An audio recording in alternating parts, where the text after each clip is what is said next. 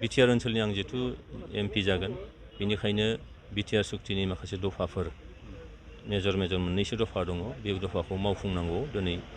भारत सरकारखौ नारसिननाय बे खामानिया निश्चय मावजागोन जोङो एनडिए हिसाबै दिनै पुरा साखा फारायावनो दङ आरो मुख्यमन्त्रि बिथां बा गिबि मन्थ्रि बिथाङा दिनै फैनानै बे साखाफारा जाखानाय जोंनि मावगिरि बिथांमोनखौ निश्चय आरोबाव गोहो होबावगोन आरो बेबायदिनो जोङो दिनैनि थारिखआव जों नायब्ला नुयो जे एनडिए हिसाबै जोङो 70% भट मोननो थांगासिनो दं आरो बे 70% भटआ जाहाथे गोजोर जायो बिनि थाखाय निश्चय गोहो बोलो आरोबाव मोनबावगोन दिनैहाय 70% भट शेयार मोनखांनायनि उनाव सोरजोंबा जुजिनांगौ थाबावगोन होननानै आं सानाखै जोङो जोबोद गोरलैयैनो बे क'क्राझार लकसभा समस्तिखौ बारगोन आरो बेखिनि फोथायनाय बेखिनि रायजोफोरनि सायाव जोंनि बिसास बे दङ आरो रायजोफ्राबो जोंनि एनडिएनि बिथिंजों निश्चय बिथांमोनहा गावसिनि बेसेन गोसा भटखौ होगोन होननानै फोथायो। क'क्राझार बियाबाव जिहेतु बिपिएफनि बिजाथि खाम्फा बरगयारि बिथांखौबो गावसिनि दोलोनि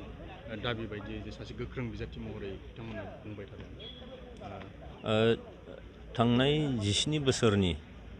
नैबे बै समनि बिटिएडि आथिखालाव बिटिआर बे बिटिआर ओनसोलाव थांनाय 17 बोसोराव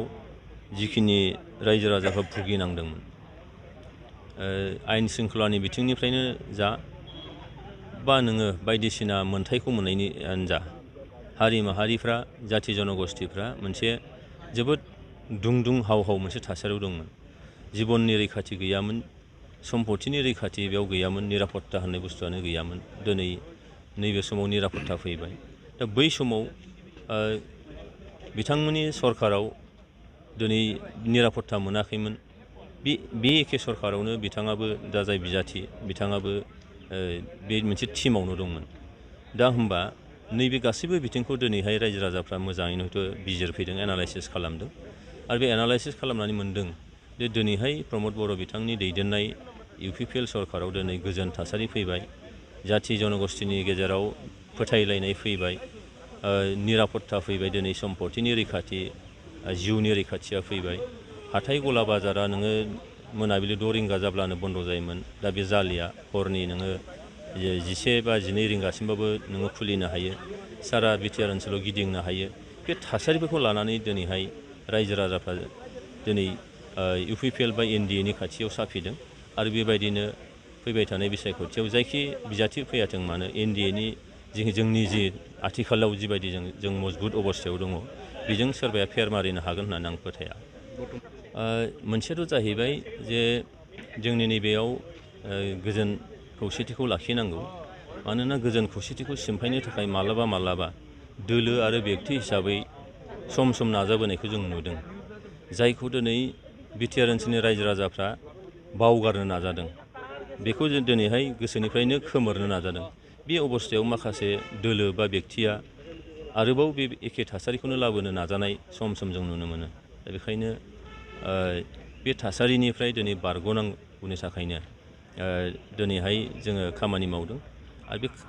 खामानि मावनायाव नैबे गोजोर थासारिखौ आरोबाव लांबावनांगोन जोंहा हारि माहारिनि गेजेराव फोथायलायनायखौ जोंहा गोजोरै लांबावनांगोन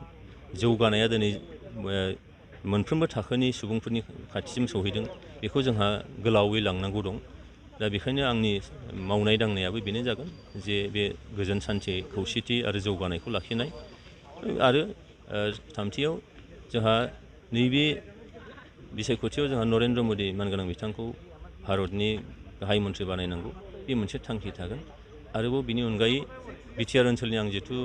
एमपि जागोन बेनिखायनो बिटिआर सुक्तिनि माखासे दफाफोर मेजर मोननैसो दफा दङ बे दफाखौ मावफुंनांगौ दिनै भारत सरकारखौ नारसिननाय बे खामानिया निश्चय मावजागोन बेखौ जोंनि दैदेनगिरिफोरनि सायाव बिथांमोना हयथ' निश्चय माबा मोनसे सानदों बा माबा मोनसे